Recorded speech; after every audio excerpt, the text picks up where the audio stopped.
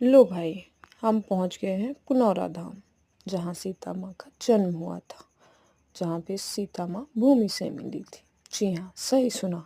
सीता माँ का जन्म पुनौरा धाम में सीतामढ़ी में हुआ था, जो भारत के बिहार राज्य में है, ना कि जनकपुर में। जनकपुर में तो उनका पालन पोषण हुआ था।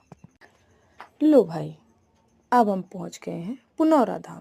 जी हाँ, जहाँ सीता माँ का जन्म हुआ था। सही सुना आपने। सीता माँ का जन्म जनकपुर में नहीं बल्कि पुनौरा धाम में हुआ था। पुनौरा धाम सीतामढ़ी, सीतामढ़ी जो भारत के बिहार राज्य में स्थित है।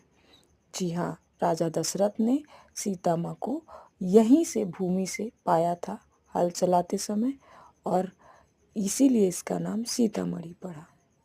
सीता माँ का जन्म भूमि से हुआ था, इसलिए उनका एक नाम भूमिजा भी है। लो भाई, अब हम पहुंच गए हैं पुनौरा धाम।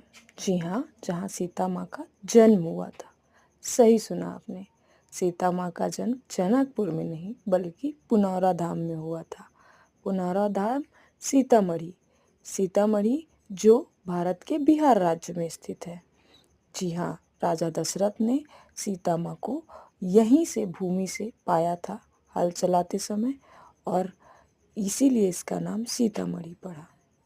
सीता माँ का जन्म भूमि से हुआ था, इसलिए उनका एक नाम भूमिजा भी है। सीता माँ को हल चलाते वक्त राजा दशरथ ने पुनौरा धाम से ही पाया था, इसीलिए इसे सीतामढ़ी कहा गया। और ये स्थान बहुत ही पावन है, सुंदर है, भव्य है।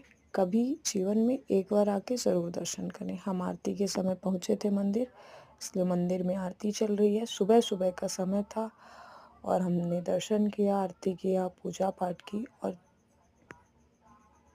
ये वो सुंदर स्थान है जहाँ पे सीता माँ का मंदिर बन गया। ये वो तालाब है जहाँ हल चलाते समय दशरथ जी ने सीता माँ को पाया है। अब वो जमीन तालाब के रूप में हो गई है।